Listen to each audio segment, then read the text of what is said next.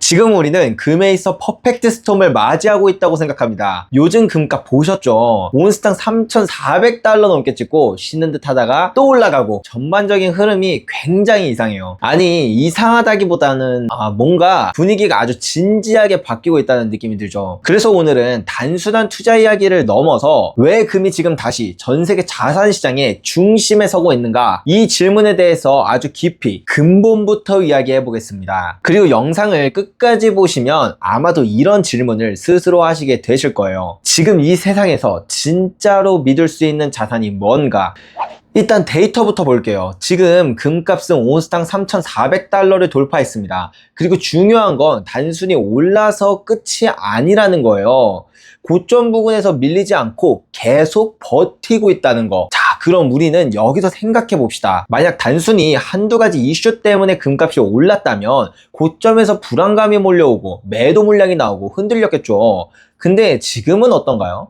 오히려 시장이 지금 금이 너무 싸다고 느끼는 분위기예요. 실제로 세계금협회에서 발표한 보고서를 보면 2분기 기준으로 금 수요는 1239톤입니다. 이게 작년보다 3%밖에 증가를 안 했어요. 근데 금액으로 보면 1320억 달러예요. 사상 최고치입니다. 이게 무슨 말이냐면요, 사람들이 무게로는 예전만큼 안 사는데 가치로는 더 많은 돈을 쓰고 있다는 뜻입니다. 쉽게 말해서 예전에 100달러면 10g을 샀는데 지금은 100달러 주고 6g밖에 못 사지만 그래도 사고 있다는 얘기입니다. 그리고 이 수요는 단순한 투기점 매수가 아니라는 건데요, ETF, 장외시장, 중앙은행, 기관투자자, 심지어 보험사까지 전방위적으로 금을 모으고 있습니다. 특히 ETF 유입이 큰데요, 지난 분기에만 ETF로 유입된 금이 170톤입니다. 2020년 이후 가장 많은 수치고요. 게다가 한번 들어온 돈이 안 빠지고 있습니다. 이걸 전문가들은 스티키하다 이렇게 표현을 하죠. 쉽게 말해 끈적끈적하다는 뜻인데 그만큼 장기 투자 자금 구조적인 매수라는 겁니다. 장외시장에서는 어떤 일이 벌어지고 있냐면요, 공개 안 되는 방식으로 실물 금을 사는 고액 자산가들, 패밀리 오피스, 프라이빗 뱅크들이 활발하게 움직이고 있어요. 여기까지 들으시면 이런 생각도 드실 겁니다. 근데 왜 갑자기 이렇게 금에 진심이지? 그 얘기를 하려면 미국 경제 얘기를 빼놓을 수가 없어요. 미국 경제, 겉으로는 괜찮아 보여요. 실업률도 낮고 주식시장도 견조하고 소비도 나쁘지 않다는 얘기가 많죠. 근데 속을 들여다보면 완전히 다릅니다. 가장 최근 고용지표부터 볼까요? 7월 고용은 7만 3천 개가 늘어났어요. 근데 진짜 충격은 그게 아니에요. 5월과 6월 수치가 뒤늦게 대폭 수정됐거든요. 합쳐서 25만 개 일자리가 사라졌습니다. 와, 3개월 평균 고용 증가 수치를 보니까 이제 고작 3만 5천 명 수준입니다. 팬데믹 직후를 제외하면 이게 가장 약한 수치예요. 그런데 실업률은 오르고 있고 경제활동 참가율은 떨어지고 있어요. 무슨 뜻이냐? 사람들이 일할 의지도 일할 기회도 잃고 있다는 얘기입니다. 게다가 기업들도 채용을 줄이고 있어요. 이 와중에 연준이 금리를 올릴 수 있을까요? 아니요, 못 올려요. 그래서 지금 시장은 9월 금리 인하를 거의 확정적으로 보고 있습니다. 그것도 0.25%포인트가 아니라 0.5%포인트 금리 인하 가능성까지 나오고 있습니다. 그런데 여기서 중요한 건 뭐냐면 지금은 단순한 경기 사이클 문제가 아니라는 거예요. 구조적인 문제라는 겁니다. 미국의 정부 부채는 이미 35조 달러를 넘어섰습니다. 근데 이게 그냥 숫자만 늘어난 게 아니라 이자 부담이 눈덩이처럼 불어나고 있다는 게 문제예요. 지금 이 영상을 보시는 시점에도 미국은 하루에 수천억 원씩 이자를 내고 있습니다. 이게 계속 지속될 수 있을까요? 불가능하죠. 그래서 연준이 금리를 내리려고 하는 거예요. 경기가 나빠서도 있지만 정부가 이자 감당을 못하니까요. 그럼 생각해 봅시다. 금리를 내린다. 그러면 달러가 약해진다. 그러면 금값이 오른다. 이건 너무 단순한 공식이에요.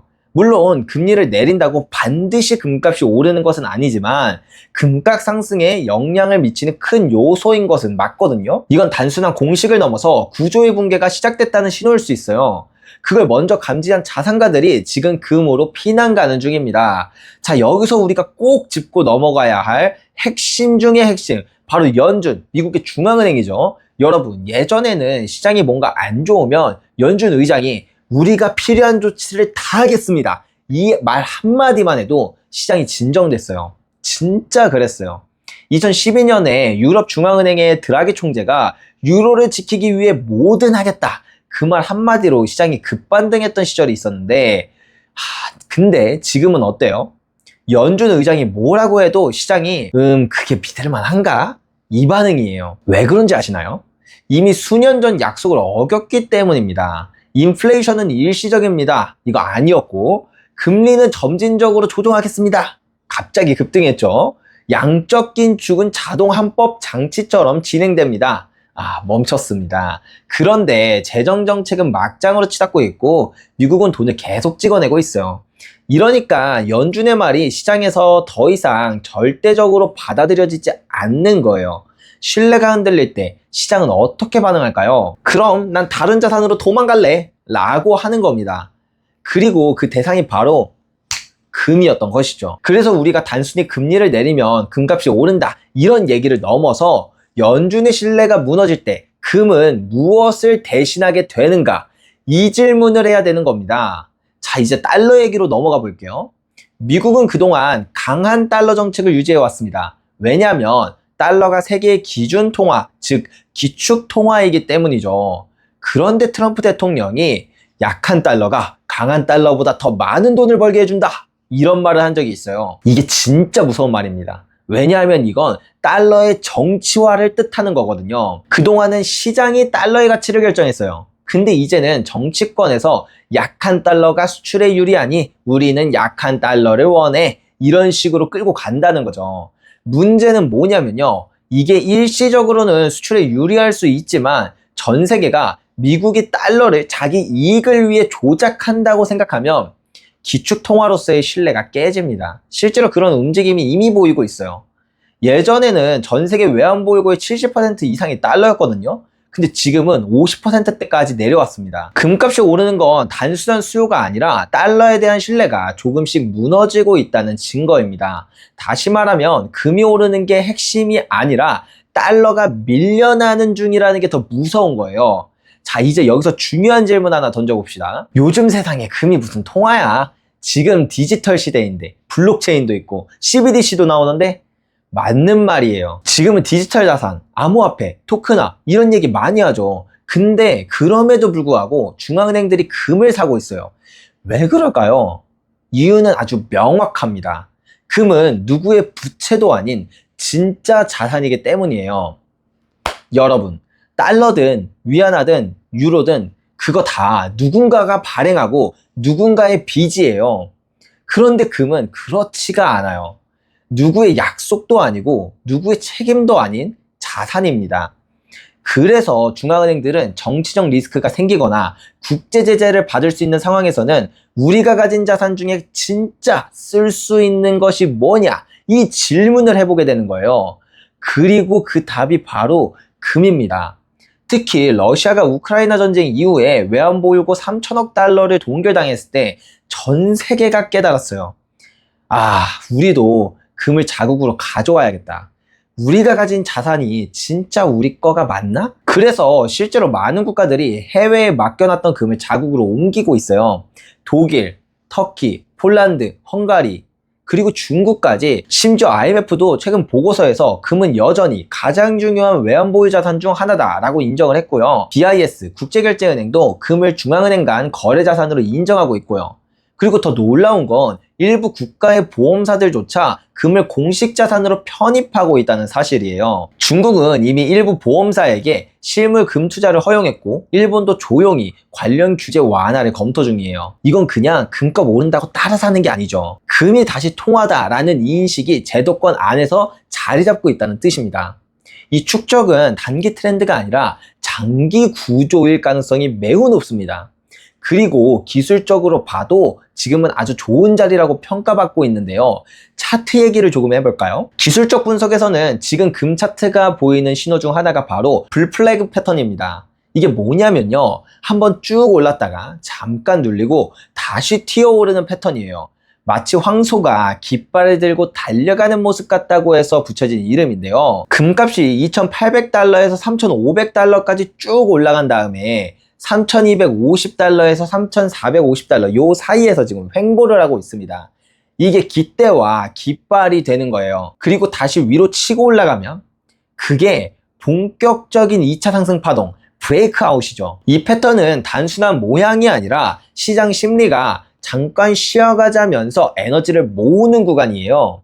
그리고 중요한 건 이 불플래그가 깨지지 않는 한 상승 추세는 살아있다는 의미입니다. 실제로 지금 금 차트는 늘 $3,300 위에서 계속 버텨주고 있어요. 게다가 거래량도 서서히 늘고 있죠. 이런 경우엔 다음 목표가가 $4,100까지 열릴 수 있다는 분석도 나옵니다. 그래서 일부 기술적 분석 전문가들은 지금 시점에서 지금은 추격 매수가 아니라 눌림목 진입의 기회라고 표현을 하는데, 다시 말해서 본격적인 랠리는 아직 시작도 안 했다는 거죠. 마지막으로 역사적 패턴을 살펴볼게요. 금은 역사적으로 과도한 국방비 지출과 복지정책 확대로 재정 문제가 커질 때 폭등했던 일이 끊임없이 반복되어 오고 있습니다. 자, 한번 과거로 돌아가 볼게요. 고대 로마 제국 시절, 로마는 광대한 제국을 유지하기 위해 막대한 군비 지출이 있었고, 계속 늘어나가는 국민들의 복지 혜택 요구로 무상 곡물 배급 등 복지 지출이 확대되며 재정 압박이 심해지자